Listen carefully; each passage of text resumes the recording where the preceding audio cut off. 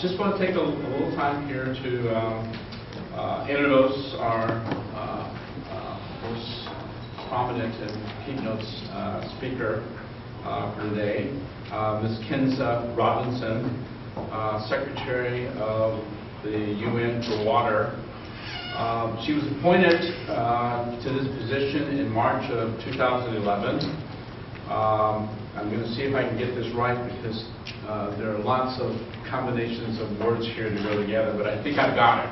She is the Senior Sustainable Development Officer in the Water, Energy, and Strategies branch of the Division of Sustainable Development in the Department of Economic and Social Affairs. Did I get that right?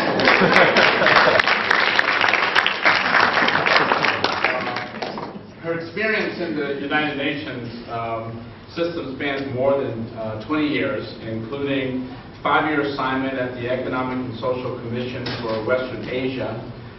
She has also served on various peacekeeping missions. She has managed for many years national and regional water resources projects, notably in Africa and in the Middle East. She has also been involved in water and gender issues for a number of years. She has served as the chair of the Gender and Water Task Force of the Interagency Network on Women and Gender Equality. In 2008, she was designated the UN, I don't know how you designate somebody a focal point, but she was designated the UN focal point for the International Year of Sanitation. Now, she holds some various degrees, and I can tell you that one is a master's degree, but I am not going to butcher the name of the institution, and she will have to tell you that when she comes up. She is fluent in Arabic, English, French, and Spanish. I can do a pretty good job with the King's English, but I'm not going to try to say the name of the institution. Let's welcome Ms. Kenza Robinson.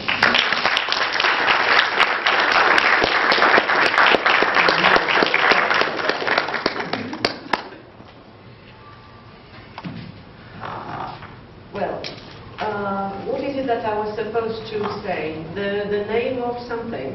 Master's degree of the Diploma Estudios Profundes in Management. You got it. I have not written this, so I don't know what mine is bigger. mine is easier to read. Okay, so just for the fun, it's Diplôme d'études approfondies, DEA 3e cycle, in Land Management, dans l'aménagement du territoire, from the Institut de Géographie of the Université d'Aix-Marseille.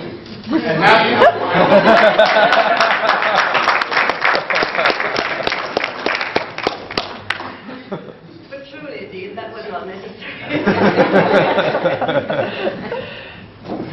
Well, first, let me thank you for inviting me to this very important event on the right to water. I'm very pleased to be among you, faculty and students, and I'd like to thank particularly Victor. Victor came to the airport.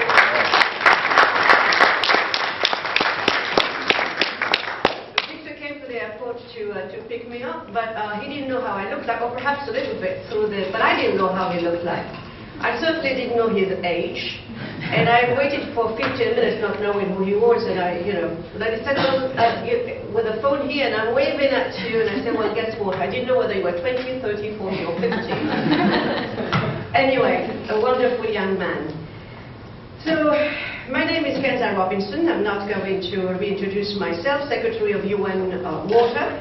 And before perhaps starting, I would like to say a few words about what UN Water is and the scope and objectives of UN Water. UN Water was created in 2003 by the United Nations High-Level Committee on Programs. It deals with all aspects of water, including freshwater resources, underground water, and water and disasters. It focuses on a variety of areas, such as water and food security, water quality, water and climate change, water security, water and sanitation, gender and water, and transboundary waters. And we have a special focus on Africa. Now, UN Water membership includes 28 agencies from the United Nations, programs, funds, and conventions. Each one of these agencies brings its own expertise. How do we work in UN Water? Through time-bound task forces and thematic priority areas. These task forces are funded by various donors. We also have 3 offices, thanks to the generosity of the governments of Germany, Italy, and Spain. The office in Bonn, Germany, deals with capacity building in water. The second office in Zaragoza, in Spain, is involved in communications and outreach for the water decade.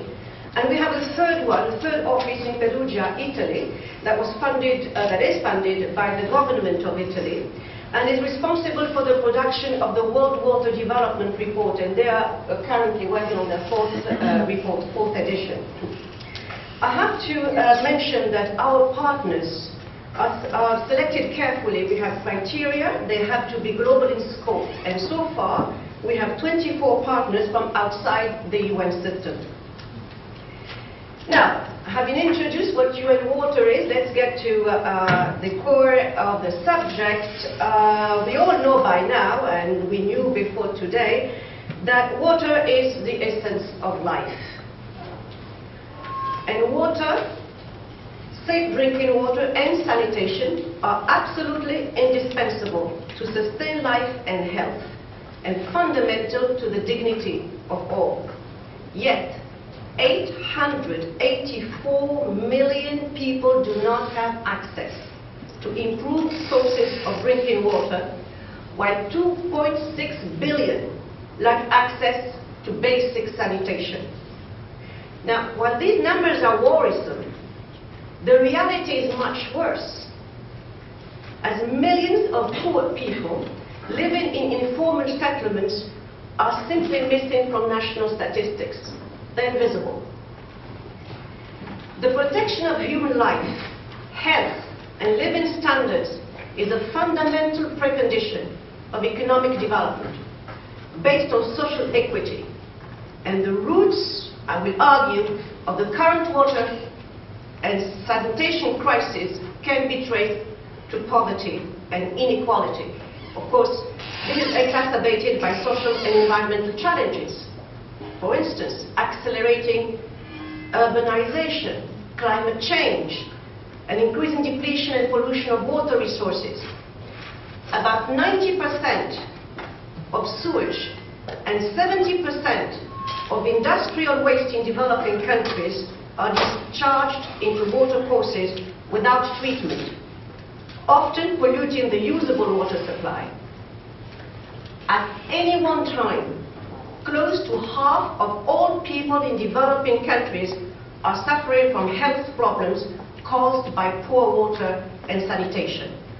Together, unclean water and poor sanitation are the world's second biggest killer of children.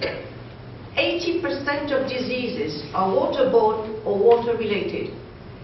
50% of the hospital beds all over the world are occupied by patients who are there because of lack of clean water and appropriate sanitation. 443 million school days are lost each year to water-related diseases. Now, this is a crisis. This is a human crisis. The majority of those who are disproportionately suffering the indignity and ill health due to lack of access to safe drinking water and basic sanitations, of course, are the poor, in both urban and rural areas. Not only are the poor less likely to have safe drinking water and sanitation, they are also less able to manage the impact of this deprivation. The rural poor represent the bulk of those who do not have safe drinking water and basic sanitations. over 1 billion rural inhabitants have to defecate in the open, with important consequences for their health, privacy, and even physical security. The urban poor living in slums represent 42% of the urban population in developing countries. I'm sorry. They also face particular challenges, since slums are often not connected to water and sanitation networks. In many countries, while the poorest get less water of a lower quality, they are also often charged the most. Too often, people living in slums pay 5 to 10 times more for water than those living in high-income areas in those same cities, and more than consumers in London and New York. And while it is recognized that women are the main users of water points, often they have the most detailed knowledge of local water sources. They are rarely involved in decision-making processes on water management and allocation. So what do we need to do? Well, we need cooperation. We need cooperation within countries and between countries. Cooperation, for instance, is a response to transboundary water management issues. It should be a tool for peace and security instead of conflicts and war. We at the United Nations are very happy that the year 2013 has been designated the International Year for Water Cooperation. Water cooperation will also be a thematic focus area at Rio+20 during the summit in June, where together we can also think in a collaborative manner on how we could focus on the so-called bottom 1 billion and the universal provisioning of water, sanitation and energy for all by the year 2013.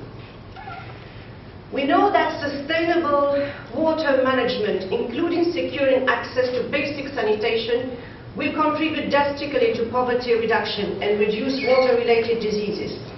At the same time, while the world's population increases, growth in food production is expected to slow down due to shortages in water supplies for agriculture and inefficient irrigation systems. If food production falls behind population growth, large parts of the world population could experience a food crisis. As water for food and agriculture accounts for 70% of world water consumption, future water shortages could accelerate a food crisis. Water availability for agriculture and food production will need to be augmented in some areas and water used more efficiently in others, taking into account the neediest countries. Methods for effective water-saving irrigation, efficient use of water resources, greater stakeholder participation in irrigation management are approaches to consider. Specific actions are needed to ensure the adequacy of water supplies and prudent water management for food sufficiency and security in the 21st century.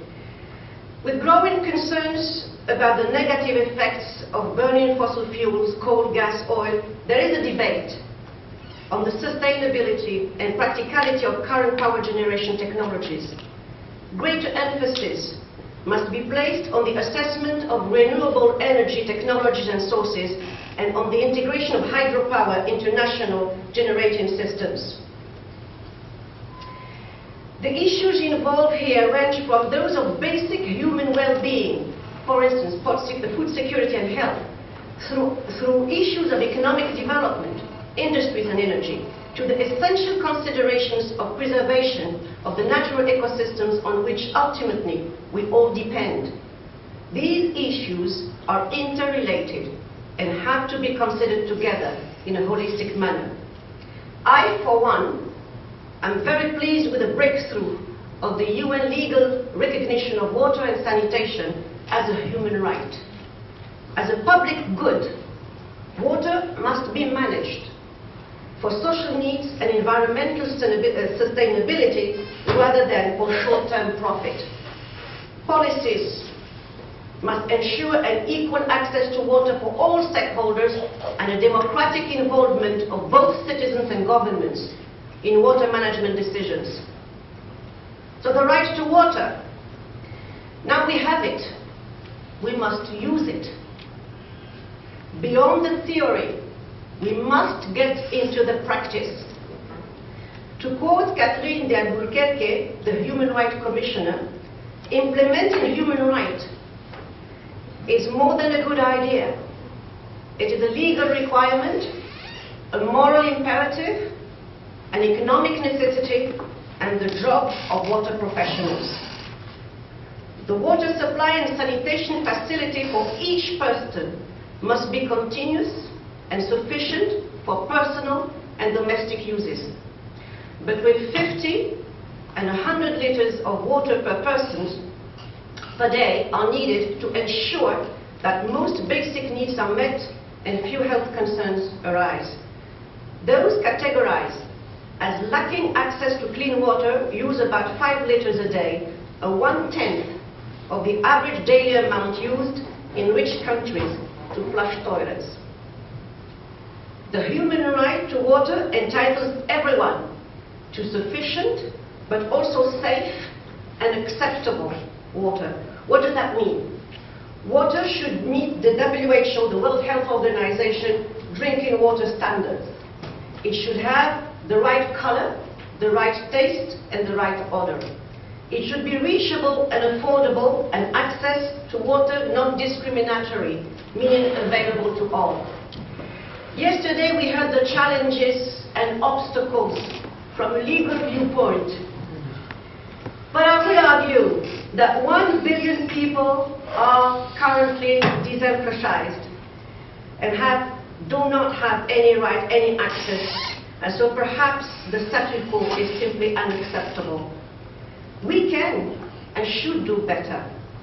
We also heard that UN resolutions are blurred. Generally, well, of course they are blurred because we are dealing with close to 200 countries which have to find some type of consensus. And so we had to find a common denominator and work our way up. The way I see it in this particular resolution on human rights to water and sanitation is indeed relates to obligations of national governments to undertake 3 steps for implementation. First, declare the right and work out a national program for its realization. 2, identify the authorities in charge and their obligations.